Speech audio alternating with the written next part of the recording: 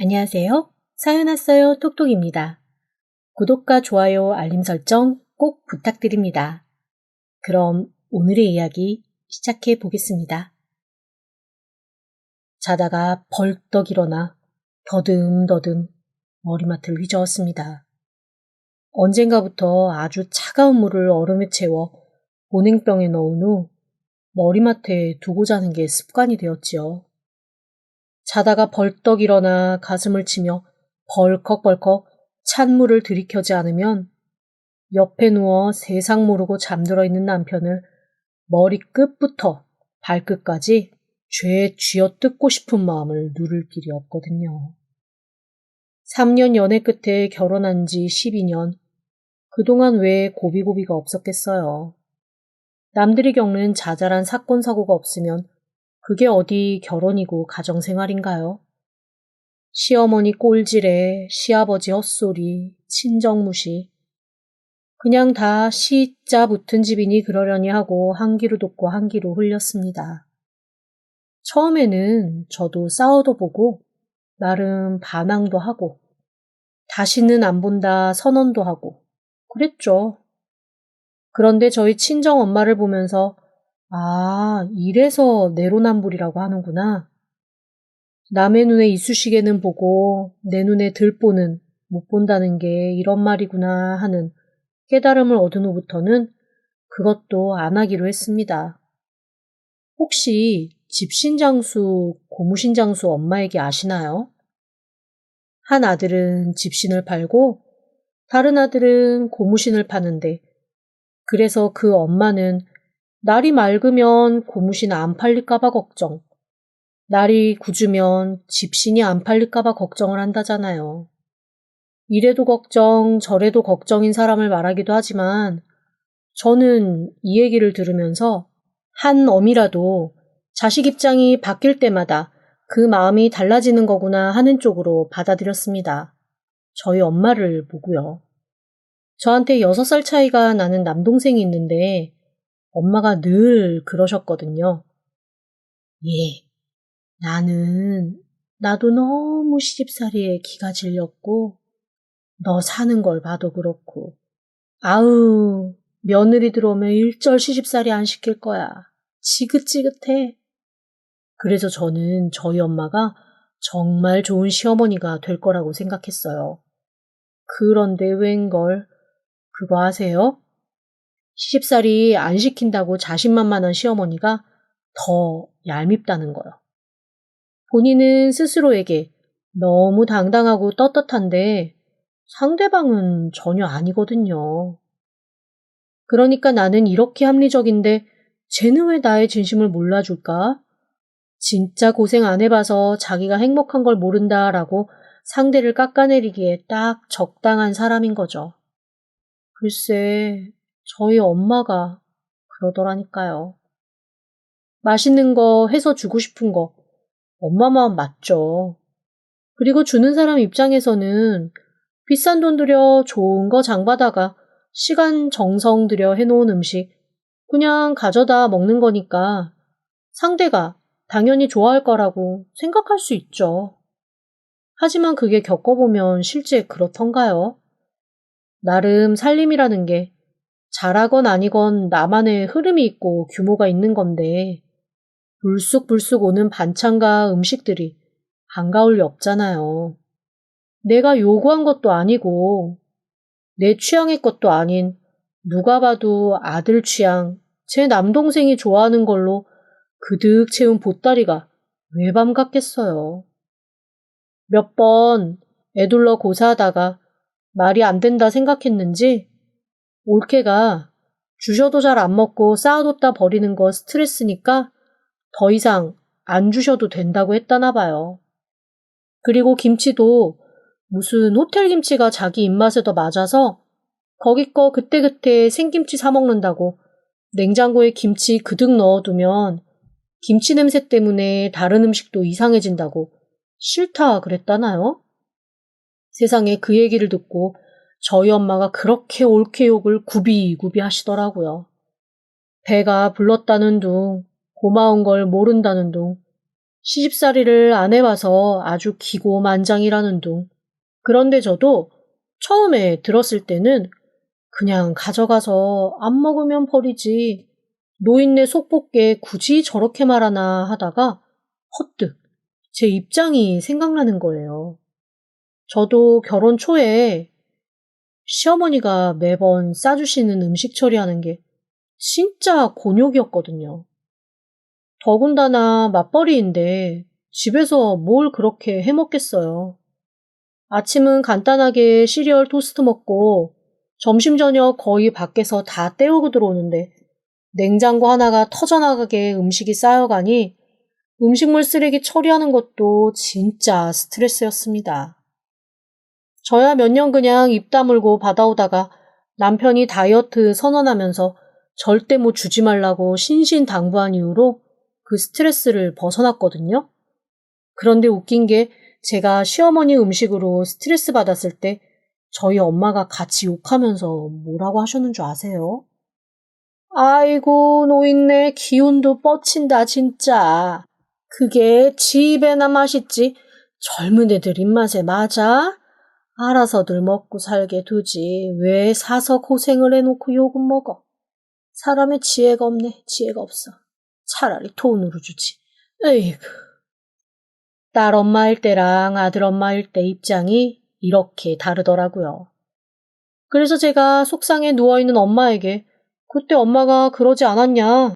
엄마도 차라리 돈으로 주라고 했다가 아주 온갖 욕을 다 먹었습니다. 불난 집에 부채질 한다나요? 여튼 그 일을 계기로 저는 시댁과 날 세우고 싸우는 걸 그만두게 되었습니다. 우리 엄마도 그런데 제가 누구를 욕하고 원망하겠어요. 그냥 그 입장에 놓이면 누구라도 그렇게 변하는 게 당연지사인가 보다 하고 생각하는 게 정신건강에 이롭죠. 제가 그렇게 마음을 비우고 났더니 일단 시어머니 시아버지는 뭐라 떠들건 한 귀로 듣고 한 귀로 흘릴 수 있게 되었습니다. 딱 하나, 끝까지 손톱 아래 가시처럼 계속 불편하고 옥신거리고 때로는 비명이 앙나오게 사람 속을 뒤집는 존재. 시누이만 빼면 시댁은 어느새 제 안중 받게 되었죠. 시누이는 남편과 띠동갑보다 더 나이 차이가 많이 납니다. 저희 시부모님 금슬이 그렇게까지 좋아 보이진 않는데 여튼 그때는 좋으셨나 봐요. 제가 처음에 나이 차이 듣고 너무 놀라서 어쩜 그렇게 다정하실 수가 있냐고 비결 좀 알려달라고 했었거든요. 그랬더니 얼마나 당황하시던지 옆에서 남편도 막 뭐라 하고 시부모님이 눈에 띄게 얼굴이 벌개지셔서 그 다음에는 일절 말을 안 했지만요. 따지고 보니 남편이 21살 때 생긴 늦둥이더라고요. 지금 남편이 45이니 시누이야말로 한창 때지요. 그런데 시집와서 처음 정말 조카인지 시누인지 모를 나이 때는 그냥 그러려니 했습니다. 아나무인 건방져도 요즘 애들이 이런가 하면서 넘겼고요. 같이 사는 거 아니니 만날 때만 어이없고 며칠 혼자 씩씩거리면 끝나는 거였으니까요. 문제는 시누이가 고등학교로 올라가면서 집에 있는 부모님과 정말 미친 개처럼 싸워대다가 저희 집으로 툭하면 치고 들어올 때부터였습니다. 저랑 남편 사이에는 아이가 없거든요. 저는 사실 있어도 그만 없어도 그만이라는 주의였는데 남편이 정말 아이를 원치 않는다고 자기 수술해도 되냐고 진지하게 묻더라고요. 그것도 결혼하고 몇 달 되지 않아서 수술 얘기를 하길래 사실 좀 당황했습니다. 주변에 정말 친한 언니랑 동생들한테 물어봤더니 그 사람 다른 여자 있는 거 아니냐고, 결혼하자마자 수술 얘기하는 남자가 어딨냐고, 의심을 해야 된다고 펄펄 뛴 정도로 보편적인 일은 아니었던 것 같아요. 그런데 남편과 얘기를 해보면 해볼수록 정말로 아이를 원하지 않고 아이가 생길까봐 오히려 두려워하는 것 같이 느껴질 정도였습니다.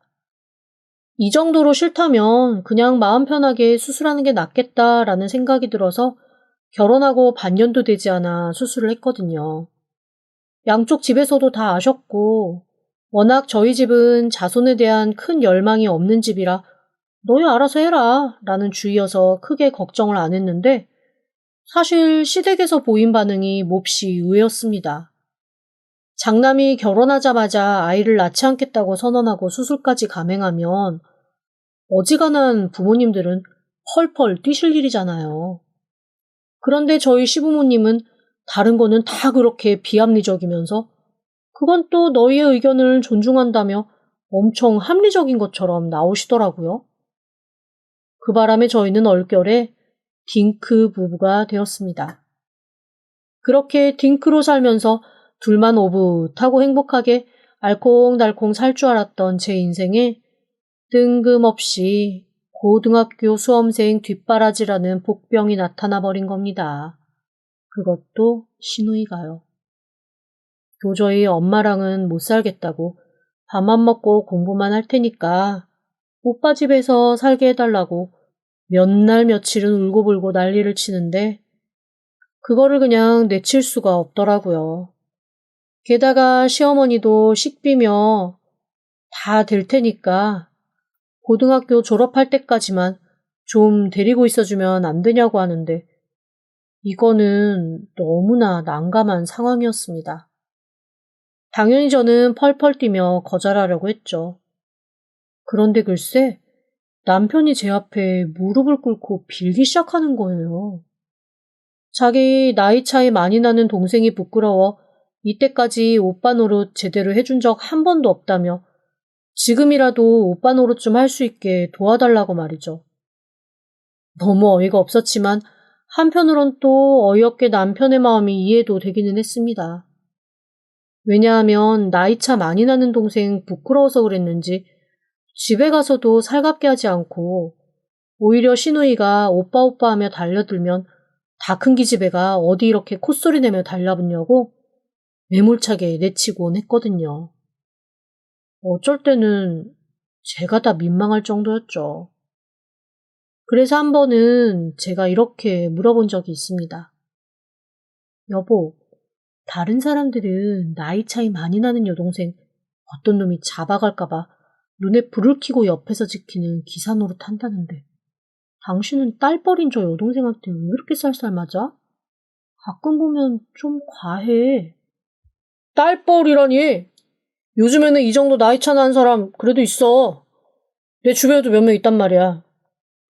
아니, 내 말의 핵심은 그게 아니잖아. 잘 좀 하라는 거지. 아, 몰라. 난 어쨌건 그냥 좀 그래. 제 어렸을 땐 내가 한창 군대도 가고 여러모로 바쁠 때라 그다지 정이 갈 일도 없었고. 아니, 아무리 그래도 그렇지. 당신 동생한테 너무 쌀쌀 맞은 것 같아. 그래도 해줄 건 다 해주니까 더 이상 말하지 말자. 그러면서 남편이 딱 말을 끊어버리더라고요.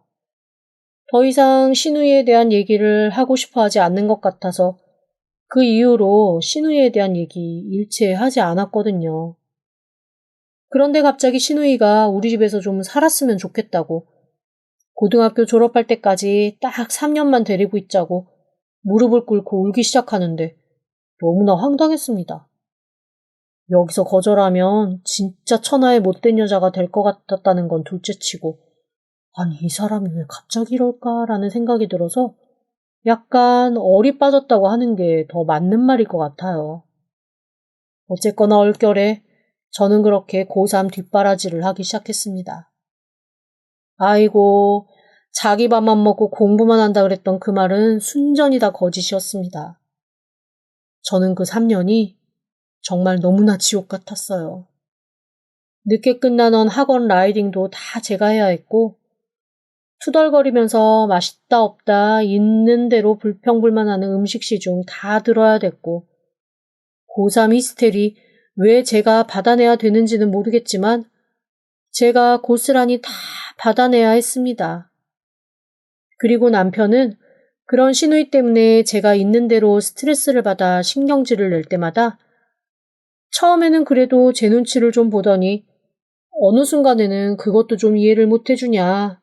언제까지 하라는 것도 아니고 딱 3년뿐인데 계속 이렇게 유세 떨면 자기도 정말 힘들다 이러면서 오히려 적반하장 뻔뻔하게 나오더라고요. 저희 함께 살면서 그 3년이 가장 부부 사이가 안 좋았던 시절이었습니다. 한 가지 다행인 건 시누이가 지방에 있는 대학을 가게 되면서 저희 집에 머무르는 하숙 생활도 3년으로 끝이 났던 거죠. 저 내심 시누이가 재수하겠다고 징징거릴까봐 얼마나 마음 졸였는지 몰라요. 그런데 지방대 흔쾌히 가겠다고 하고 시부모님도 재수하지 말고 일단 합격한 데 가라고 지방에 자취방 후딱 구해주시더라고요. 그렇게 시누이가 눈에 안 보이니 정말 살 것 같았습니다. 그리고 남편도 저한테 어쩌니 저쩌니 해도 고마운 게 좀 있었는지 시누이 대학 합격 후에 저한테 좋은 가방 하나 사주면서 그동안 수고했다고, 너무 애썼다고, 고맙다고 인사를 다 하더라고요. 그리고 한 몇 달은 시부모님도 저한테 아무런 얘기하지 않으셨고요. 점점 시간이 지나면서 그 모든 것도 다 흐지부지 되긴 했지만요. 그런데 문제는 안에서 새는 바가지 밖에서도 샌다는 속담을 시누이가 아주 큰 사고를 치며 증명했다는 겁니다. 대학교 가서 첫 여름방학 때 선언하더라고요. 글쎄 임신을 했다는 거예요. 상대는 같은 대학 학생이었는데 누가 봐도 정말 어디서 곤궁하게 빌어먹고 살 것 같은 그런 사람이더라고요. 당연히 시부모님은 난리가 났고 더 난리가 난 건 제 남편이었습니다. 그놈 자식을 없애버리겠다느니, 이놈 기집애 다리 몽둥이를 부러뜨려버리겠다느니, 어딜 대학교 1학년짜리 애가 임신을 하나 하면서 진짜 말리지 않으면 큰일 치를 것처럼 펄펄 뛰더라고요.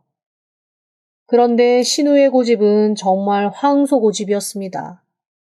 자기는 죽어도 결혼을 할 거고 아이도 낳을 거라고 벅벅 우기는 거 있죠. 자식 이기는 부모 있나요? 처음에는 난리 치던 저희 시부모님도 어쩔 수 없이 시누이 말대로 결혼을 시키기로 하셨습니다. 저는 좀 황당하기는 했지만 그렇게 해서 그냥 자기 인생 빨리 찾아가면 그것 또한 나쁘지는 않겠다 싶어 그냥 그러려니 했습니다.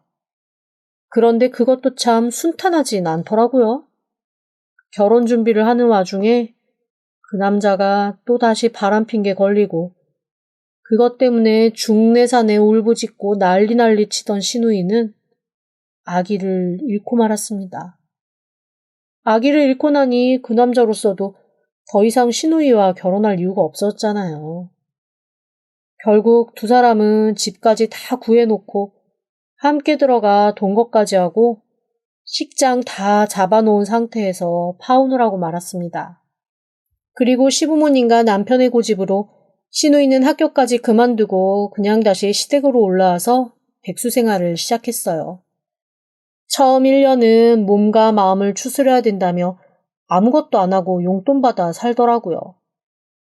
그런데 1년이 지나고 2년이 지나도 그 생활에서 벗어날 기미가 보이지 않는 거예요. 저희 시댁이 아주 여유로운 집은 또 아니거든요. 그런데 항상 보면 시누이는 머리끝부터 발끝까지 명품 아닌 게 없었습니다. 대체 저 돈이 다 어디서 날까? 혼자 궁금해하던 그때 정말 황당한 사실을 알게 되었습니다. 세상에 이 남편 놈이 대출을 받아서 생활비를 대주고 있더라고요. 그것도 한두 푼도 아니고 하루 이틀도 아니었습니다. 어쩐지 날백수 건달로 살면서 머리끝부터 발끝까지 명품 바를 때 대체 돈이 어디서 나나 궁금했는데 그 돈이 제 남편 주머니에서 나가는 돈이었더라고요. 처음 그 사실을 알고 저는 남편한테 정말 다시 없을 만큼 화를 내며 펄펄 뛰었습니다. 이거는 이혼감이라서부터 시작을 해가지고 당장 시누이가 샀던 거 다 환불해서 현금 만들어라까지 오만 난리를 다 쳤죠. 그리고 이성을 잃고 신우이에게 전화를 해서 한바탕 퍼부었습니다. 아가씨, 대체 정신이 있어요, 없어요? 미친 거 아니에요? 아가씨 힘든 거 알고 큰일 겪은 것도 알아요. 그런데 그렇다고 해서 사람이 언제까지나 그러고 살 순 없잖아요. 정신 차려야죠. 이게 좀 너무한 거 아니에요? 오빠가 무슨 갑부도 아니고 오빠 돈으로 그렇게 사치하고 사는 거 나보기 미안하지도 않았어요? 그런데 제가 이렇게 와르르 따져 묻자 거기에 대한 신우의 대답이 정말 가관이었습니다. 글쎄, 저한테 이렇게 얘기하는 거예요. 나는 오빠한테 달라고 한 적 없어요. 다 오빠가 알아서 준 거죠. 그리고 우리 남매 사이에는 언니가 모르는 아주 중요하고 핵심적인 그런 사연이 좀 있어요. 언니는 모르는 게 약이다 생각하고 그냥 모르는 척 해요. 그리고 나는 살아보니까 그냥 결혼해서 살거나 이런 것보다 이렇게 혼자 마음 편하게 용돈 받아서 사는 게 훨씬 마음이 편해요. 그래서 그냥 앞으로도 그렇게 살려고요. 저는 오빠가 제 이런 생활 계속 유지하게 해줄 거라고 굳게 믿어서 의심하지 않거든요. 만약에 오빠 마음이 바뀌면 그건 순전히 다 언니가 우리 남매 사이를 이간질해서 그런 거라고 생각하고 저 언니 많이 원망하고 싫어할 거예요. 그러니까 저한테 미움받기 싫으면 오빠한테 그냥 아무 말도 하지 마세요. 오빠가 할 수 있으니까 해주는 거 아니겠어요? 부부 사이에 아무리 대화가 없다 손 치지만 이런 걸로 저한테 전화해서 막 이렇게 말씀하시는 거 언니 예의 아니에요. 예의 차려요. 그렇게 전화하고 끊은 신우이의 말에 저는 황당함을 금할 길이 없었습니다. 아니, 적반하장도 유분 쓰고 똥 싼 놈이 화를 내도 어이가 없는데 이건 또 무슨 사연인가요? 그래서 제가 그때부터 남편을 들들 볶기 시작했습니다. 그랬더니 남편이 저한테 그러더라고요. 자기는 사실 수술을 하고 딱 하나 후회되는 게 있었대요. 자기 욕심에 더 이상 아이 낳지 않겠다고 수술은 했지만 이게 나이 드신 부모님한테 손주에 대한 기대를 모두 뺏어버린 게 아닌가, 너무나 섣부른 판단을 한 게 아닌가 하는 후회를 할 즈음 조금 어이없긴 하지만 신우이가 임신을 하면서 자기가 채워주지 못한 손주에 대한 마음을 저 아이가 그래도 좀 채워줄 수 있겠다라고 마음에 빚을 덜듯 좀 고마웠었다고 했습니다. 그런데 그 아이가 잘못된 후에 동생에 대한 안타까운 마음과 함께 어떻게 하든 좀 잘해주고 싶다는 마음이 들었다며 저한테 조금만 이해하고 용서해달라고 하더라고요. 듣고 나니 그 마음이 어떤 마음인지는 알겠어요. 그런데 자기가 그렇게 판단해서 자기 몸 자기가 고집부려 수술해놓고 신우이가 임신했다가 아이 잃은 것이 마음 아픈 것도 알겠는데 그 피해를 왜 제가 봐야 하나요? 거기에 대해 얘기했더니 너무 매몰차다며 오히려 저한테 정없고 매몰차한 여자 취급을 하더라고요. 이거는 아무리 제가 합리적이고 이성적이고 좋은 사람 말을 해도 그 사람 앞에서는 그냥 매몰차고 싸늘한 여자밖에 안 되는 이상한 상황이 벌어지고 말았습니다. 하지만 제가 너무 난리를 부리니 남편이 조금씩 제 눈치를 보면서 그래도 신우이에게 주는 용돈을 조금 줄이는 것 같기는 하더라고요. 저한테 얼마 동안 어느 정도의 대출을 받았는데 그걸 자기가 이것저것 따로 투잡과 아르바이트를 해서 이만큼 메웠고 앞으로 어떻게 상환할 거다라는 계획서를 딱 보여주면서 앞으로 월급과 보너스 건드리지 않고 신우이에게 주는 용돈은 알아서 따로 벌던가 충당하겠다고 약속을 하더라고요. 자기가 그렇게까지 한다면 제가 더 이상 뭐라고 할 말은 없어서 피곤해서 쓰러지거나 신음하거나 말거나 그거는 알아서 해라라고 모른 척 했습니다. 처음에는 아마 제가 그래도 좀 도와줄 거라고 생각을 했었던 모양이에요. 하지만 저도 한번 앵돌아지면 그 마음 절대 안 바꾸거든요. 제가 조금도 물러날 기색이 없으니 그냥 울며 겨자 먹기로 신우이의 용돈을 위해 이것저것 아르바이트를 하는 듯 했습니다. 그걸로 인해 저와 함께하는 시간에 소홀하면 제가 또 가만두지 않겠다고 으름장을 놓은 게 있어서 사는 거 2배, 3배로 힘들었겠죠. 그러거나 말거나 저는 신우이에 대한 남편의 노력은 그냥 딱 무시하기로 했습니다. 그렇게 1년 정도 지났으려나 남편이 어느 날 아주 수심 깊은 얼굴로 저한테 주섬주섬 논의할 게 있다고 하더라고요. 또 가슴이 철렁했습니다. 저런 얼굴로 논의할 게 있다고 하는 건 분명히 또 어디선가 사고가 터진 거고 그 사고는 거의 대부분 신우이와 관계된 것일 테니까요. 아니나 다를까 조금 정신 차리나 싶었는데 신우이가 또 결혼을 하겠다고 한다는 겁니다. 그것도 한번 결혼하려다가 파혼한 그 남자랑 말이죠. 그 남자가 아마 바람피던 상대 여자하고 완전히 깨지고 다시 신우이와 만났던 모양이더라고요. 이 멍청한 신우이는 그걸 또 매몰차게 거절하지 못하고 만나다가 또 덜컥 아이를 가졌다네요. 정말 같은 여자지만 진짜 이해하기가 힘든 사람인 거죠. 그런데 시부모님도 그렇고 남편도 그렇고 정말 어이없었던 건 이번에도 또 아이까지 가졌는데 어쩌겠냐 결혼해야지 라는 태도를 보였다는 겁니다. 저는 솔직히 말씀드리면 한번 깨진 접시는 반드시 다시 깨진다고 생각을 하거든요. 사실 결혼 전에 킨스키라는 취미 생활을 가진 적이 있습니다. 그게 일본에 있는 도자기 수리 기술인데 그 킨스키가 깨진 그릇 사이를 오츠로 메꾸고 그 메꾼 자리에 금분이나 은분을 칠하거나 그대로 옷을 드러내면서 마치 깨진 자리가 장식인 것처럼 꾸미는 도자기 수리기법이거든요. 그런데 처음에는 깨진 것을 하나의 예술 작품으로 승화시킨다는 것에 매력을 느껴서 시작했는데 하면 할수록 저는 어쩐지 그게 예쁘다기보다는 조금 서럽고 슬퍼지더라고요.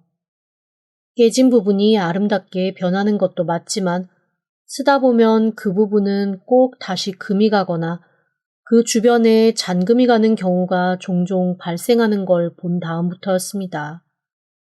그래서 왜 어르신들이 깨진 그릇 붙이는 거 아니다. 사람 고쳐 쓰는 거 아니다. 한번 깨진 건 또 깨진다 라고 말씀하셨는지 알았습니다. 그때 깨달은 바가 있는데 사실 저희 신우를 보면서도 내내 제 머릿속으로 휘감았던 건 그 생각이었습니다. 하지만 제가 뭐 힘이 있나요? 그냥 알았다. 이번에 행복했으면 좋겠다. 그리고 결혼을 응원해 줄 수밖에 없죠. 그런데 제가 폭발하는 사건이 하나 생기고 말았습니다. 글쎄 남편 놈이 신우이 작은 집에서 살게 하고 싶지 않다고 대출을 크게 받아 신혼집을 좀 크고 좋은 걸로 구해주자고 얘기하는 겁니다. 제가 너무 어이가 없어서 처음에는 아무 말도 못하겠더라고요. 저희 결혼하고 내내 대출금 갚다가 간신히 대출에서 벗어난 게 2달 전이었거든요. 그런데 지긋지긋한 집 대출을 다시 시작하자고 하는데 이 인간이 정말 돌았나 미쳤나 하는 생각밖에는 들지 않았습니다. 그래서 그 짓 하면 바로 이혼이라고 어깃장을 놓고 남편과 며칠을 말도 안 하고 지냈습니다. 냉랭하기 그지없는 며칠이 지나고 속에서 천불이 솟는데 모르는 번호로 전화가 하나 오더라고요. 무심결에 받았는데 처음에는 자기 누구라고 소개하는 소리를 듣고도 누구인지 감도 안 왔습니다. 주섬주섬 설명을 하는데 어이없게도 신우이와 결혼할 남자가 전화를 한 거예요. 자기가 기니 할 말이 있다나요? 아니 신우이도 아니고 신우이랑 결혼할 남자가 대체 나한테 할 말이 뭐 있나 싶어 의아해하면서 할 말 있으면 해보라고 했죠. 그랬더니 만나서 얘기하자고 하대요. 더 이상하잖아요. 자기가 꼭 할 말이 있다고 만나자고 하는데 대체 이건 또 뭔가 하는 생각을 하며 약속 장소로 나갔습니다. 첫인상은 배신이 없다죠. 첫 결혼 얘기 나왔을 때 보고 아, 저거 아주 생양아치 사기꾼 놈이구나 했는데 두 번째 봐도 그 인상은 변함이 없더라고요. 마뜩 차는 얼굴로 그 앞에 가서 어색하게 인사를 하고 앉았는데 글쎄 그 사람이 너무 어이없는 소리를 하기 시작하는 겁니다. 아니, 좀 너무한 거 아닙니까? 갑자기 뜬금없이 저한테 너무한 거 아니냐고 하는 말에 오히려 황당한 얼굴로 눈을 꿈뻑꿈뻑하며 무슨 소리냐고 물었습니다. 너무하긴 뭐가 너무해요? 아니, 신혼집 좀 처음부터 좀 좋은 집 살겠다고 하는 게 잘못이에요? 그거 뭐 얼마 된다고. 집도 잘 사신다면서. 물려받을 것도 많고. 그거 못하게 한다고 이렇게 펄펄 뜁니까? 저희가 뭐 10억을 요구합니까? 100억을 요구합니까? 그냥 사람답게 다리 좀 뻗고 살 수 있는 집 좀 없는데 도움 좀 주십사 하는데 그걸 그렇게가 해주기가 싫어요? 이러니까 새엄마에 대한 나쁜 인식이 생기는 거예요. 당신 같은 사람 때문에 다른 좋은 새엄마들이 피해를 본다고. 너무 어이가 없더라고요. 그래서 제가 좀 싸늘한 얼굴로 이렇게 얘기했습니다. 그거는 저랑 하실 말씀은 아닌 것 같아요. 해주고 안 해주고는 저랑 제 남편이 판단할 일이고 저희 시부모님이 자식 결혼에 얼마를 쓰실지 안 쓰실지도 제가 참견할 문제는 아니죠. 그리고 새엄마라뇨. 전 그냥 그 사람 오빠의 아내일 뿐이라고요. 에? 그걸 왜 할머니 할아버지가 해요? 부모가 당신들인데 당신들이 해야지. 할머니 할아버지가 무슨 돈이 있다고. 너무하네 진짜. 아무리 새엄마지만 족보까지 부정하는 건. 순간 너무 당황스러워서 아무 말도 못하고 빤히 그 사람을 바라봤습니다. 무슨 소리예요? 지금 내가 누군지 알고서 얘기하는 거 맞아요? 당신 남편이 대학교 들어가자마자 사고 쳐서 나간 딸이 나랑 결혼하는 여자잖아요. 뭐라? 표정 보니까 몰랐던 모양인데? 야, 이래가지고 그런 얘기를 했었구나. 난 또 내가 싫어서 딸 자식 집도 안 해주는 못된 엄마한테 일침 놓으려고 좀 나와달라고 얘기했던 건데 지금 보니까 그걸 모르시는 모양인데? 지금 무슨 소리 하는 거예요? 아, 내가 들은 건 그거거든요. 남편분께서 대학교 들어가자마자 사고를 좀 치셨고 그래서 낳은 아이 차마 키울 수 없으니 여동생으로 입적시켜서 키웠다고. 여튼 친아빠가 그쪽 남편이라고 하던데 자기도 고등학교 때 알았다고. 그때 아빠가 다른 건 몰라도 자기 결혼할 때 집 하나는 꼭 해주겠다고 약속했다고. 근데 새엄마가 너무 반대를 해서 그게 잘 안 되는 것 같다고. 나한테 그렇게 얘기하던데? 처음에는 이 사기꾼 놈이 누구한테 무슨 사기를 치려고 이딴 얘기를 짓거리나 싶어 귓등으로도 안 들었습니다. 그런데 점점 얘기를 듣다 보니 뭐가 조금씩 그동안 의심스러웠던 것들이 오히려 하나둘 정리되고 짚이는 느낌이었습니다. 그동안 남매니까 닮을 수 있지라고 생각했던 남편과 신우의 닮은 점들, 그리고 둘이만 무슨 얘기를 하다가 제가 나타나면 얼른 얘기하던 거 그만두고 서로 말을 돌리던 모습 하나하나 무심결에 넘겼던 상황들이 떠오르면서 뭔가 꿰어지고 맞춰지는 느낌이었다 할까요? 무슨 정신으로 그 사람과 헤어져서 집으로 돌아왔는지 모르겠더라고요. 그리고 집으로 돌아온 후 저는 남편이 귀가하기만을 기다렸습니다. 남편이 오자마자 딱 한마디만 물어봤어요. 그러니까 지금 당신이 집을 해주고 싶어서 안 달란 이유가 여동생을 향한 오빠의 마음이야? 딸을 향한 아빠의 마음이야? 그것만 대답해봐. 그 질문을 하면서 저는 내심 남편이 무슨 미친 소리를 하냐, 어디서 소설을 쓰고 있냐 이러면서 저한테 성을 내주기를 바랐습니다. 그런데 그 얘기를 듣는 순간 혼자 얼굴이 하얘져서 저한테 이렇게 되묻더라고요. 어떻게 알았어? 누구한테 들은 거야? 손발이 덜덜 떨리면서 정신이 아득해져 오더라고요. 그런데 이 인간이 손이 발이 되게 빌어도 모자랄 판에 글쎄 저한테 뭐라고 하는 줄 아세요? 어차피 저희 부모님이 재산 주실 거고 그걸로 우리 노후 살 수 있으니까 신우이한테 기분 좋게 집 하나 사주자고 하대요. 지금 저희 살고 있는 거 팔아서요. 주먹이 꽉 쥐어지더라고요. 바로 얼굴에 날리고 싶은 거 꾹 참고 노려봤습니다.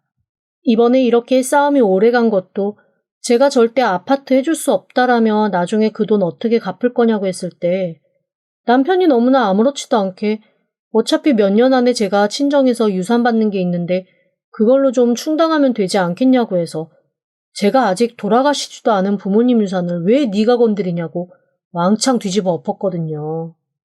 이놈 자식이 나랑 살면서 내 부모님 유산 탐내고 있었구나라는 생각에 실망이 컸던 참이었는데 이날이 때까지 자기 딸을 동생이라고 속인 것도 정말 어이없고 화가 났습니다. 그리고 아무렇지도 않게 저를 감쪽같이 속인 시댁 식구들도 가만두고 싶지가 않아졌어요. 그래서 저는 변호사를 사서 대대적인 소송을 벌였습니다. 사기죄에 남편이 그동안 저 몰래 대출해서 빚낸 것도 다 재산 분할에 제 손해로 기록을 하고 어쨌건 아주 한 푼도 손해보지 않으려고 안간힘을 썼죠. 저희 시부모님은 뒤늦게 그런 거 아니라며 발뺌을 했지만 이미 때는 늦었습니다. 저 유전자 검사까지 다 해봤거든요. 그렇게 제 친정 부모님 재산까지 다 계산안에 넣은 채 자기 딸과 함께 제 뒤통수를 치려고 했던 남편은 이도 저도 못하는 쫄쫄이 거지 신세가 돼서 저와 이혼하고 초라한 삶을 살게 되었습니다. 시누이도 제가 나중에 받을 재산 그것까지 다 자기 인생에 더했다가 그게 싹 사라지고 나니 자기 아빠한테 있는 대로 폐악을 부렸던 모양이더라고요. 아주 집안이 콩가루 집안 풍비박산이 난 거죠. 그러거나 말거나 저는 시댁이 있던 쪽은 다시는 놀러도 안 가려고요. 재산 분할 안 해주고 오히려 제가 위자료를 가득 가져올 수 있었으니 망성이지. 안 그랬으면 바보처럼 남편이 동생이라고 속인 그 시누이로 제 노년이 아주 꼬일 대로 꼬인 채 엉망진창이 될 뻔했지 뭐예요. 어디서 어떻게 살건 반드시 불행해지고 힘들게 살았으면 좋겠어요. 지금도 속은 제 지난 세월을 생각하면 속이 아주 뒤집어지거든요. 지금까지 들어주셔서 감사합니다. 구독과 좋아요, 알림 설정은 사연 왔어요 톡톡에게 큰 힘이 됩니다. 지금 바로 구독 부탁드립니다. 그럼 다음 사연으로 또 찾아오겠습니다. 감사합니다.